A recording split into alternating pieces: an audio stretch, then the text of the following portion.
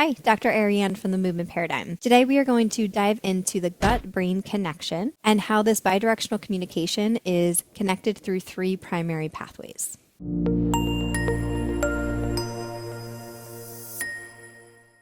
So whether you are having anxiety, depression, headaches, brain fog, or you're having things like digestive issues, so let's say bloating, diarrhea, constipation, reflux, or you are having more systemic issues, things like autoimmune disease or skin issues or neurodegenerative diseases. We want to be thinking about our gut-brain axis. This amazing bidirectional communication of our gut and our brain is actually connected through three primary pathways. Number one is our nervous system pathway. Number two is our hormonal pathway. And number three is the immune system. So these three pathways, which we'll talk a little bit more about, are really how this connection is happening and why one is influencing the other. So we can't talk about anxiety and depression without talking about the gut. And we can't talk about all the gut issues without talking about what might be happening from our mind and our head.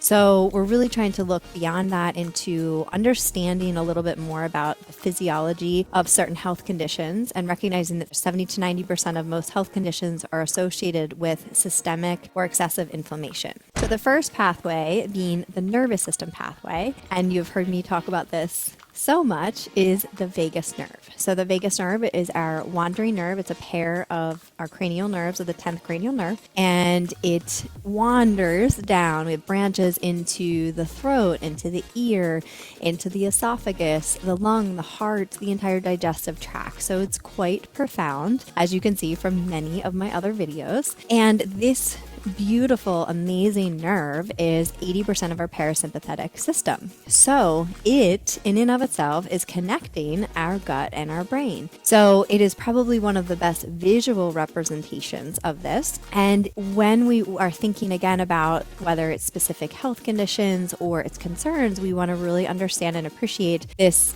connection and how we can influence it. For example, we can work on diaphragmatic breathing before we eat to bring ourselves to a parasympathetic state to optimize our gut-brain connection, as an example. Number two is the hormonal connection. From this standpoint, we want to be thinking of our neurotransmitters. Think of these as our chemical messengers. So we have our bacteria in our gut that is actually helping to the production of these neurotransmitters. So we need, of course, proper nutrient intake for that as well. But when we're thinking about serotonin, for example, think of this as our happiness hormone. 90% of this is in our gut. Approximately 50% of our dopamine is actually in our gut. And GABA is also something that will help to inhibit anxiety and fear, is also in our gut. So when we're thinking about the hormonal aspect of it, is we want to be thinking about how can we optimize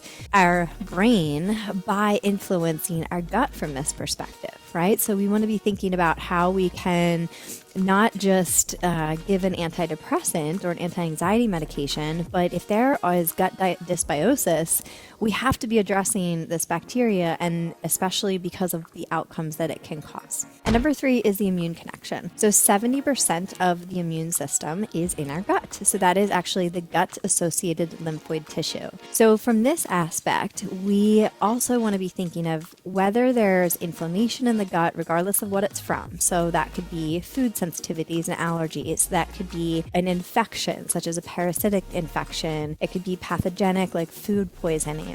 There could be leaky gut. There could be inflammatory bowel disease. So many potential inflammatory conditions that can present themselves if we have inflammation in the gut. And again, that lymphoid tissue being 70% of our entire immune system, then this can ultimately affect everything in our body, but especially the gut-brain connection, right? So we want to be really just looking at the gut-brain from maybe a more profound sense, and that recognizing that there's a lot of really amazing relationships and how it can ultimately affect our whole body. So I'm sure that If you're listening to this video, you've probably listened to others, and hopefully you can begin to assimilate different information about the gut-brain connection, and hopefully you'll find it as fascinating as I do. But I do hope that this was helpful. So if it was, make sure to give it a like, give it a share, and subscribe to our YouTube channel for weekly tips on mindset, nutrition, and movement. And if you'd like help with your health journey, we would love the opportunity. So feel free to reach out for a discovery session.